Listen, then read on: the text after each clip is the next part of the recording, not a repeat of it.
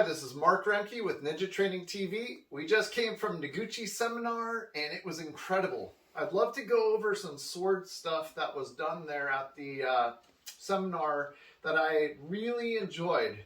One of the things that Noguchi Sensei said was to keep the connection between you and your opponent, or you and your uke, if you're Tori and uke. And they went over blocking techniques and connection techniques. So here's a very simple drill that was taught, and I really liked this one. This was amazing. So I'll show you guys this particular one.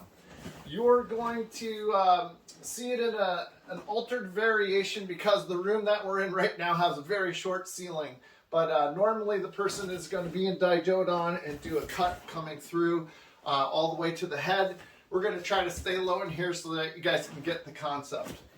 So I'll start in like a Gedan no Kamae, and as this cut comes in, a lot of times people will like to block a sword off and go to the side.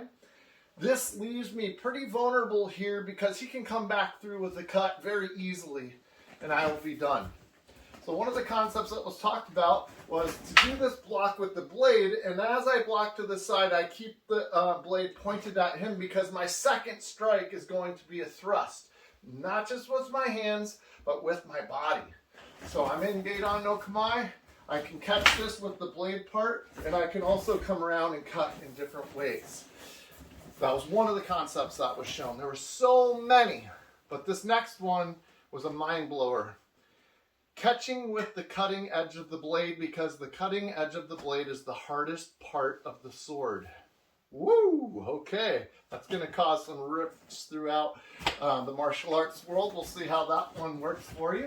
But as the person is about to cut, I rise in here and meet it with my Tsuba on my sword. So now he's jammed, and he's like, okay, I've got to maybe step back to get this. But as he does, I stay connected to him, and I come around, and I do another cut. The connection never breaks. If it does, you're kind of in a limbo land and you've got to start over again. So you guys practice this one at home. It's really fun to do. You're in Gedan. As they start their strike, you try to meet them and reach it all the way up and in, hitting and stopping. Then as they go, I shuffle step in and cut through both of the arms. It could be elbows, it could be wrists, but I'm staying connected to the person as they go back in. So I wanted to share one of these simple sword techniques with you that aren't that simple. You have to keep your timing. They had some people in the room just going around and checking people out and correcting people, and it takes a while to keep that timing with that other person. But I really enjoyed that concept of the block and then a stab afterwards. If I'm cutting, I don't cut past into nowhere land. I cut and then I'm back on my center line so that I can come back in again. It was really neat to see those concepts taught.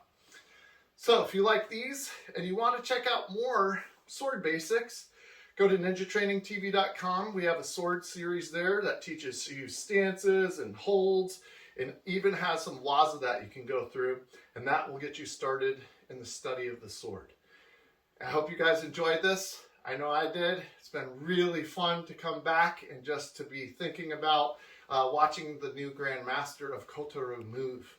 And as always, I hope you have fun and keep training.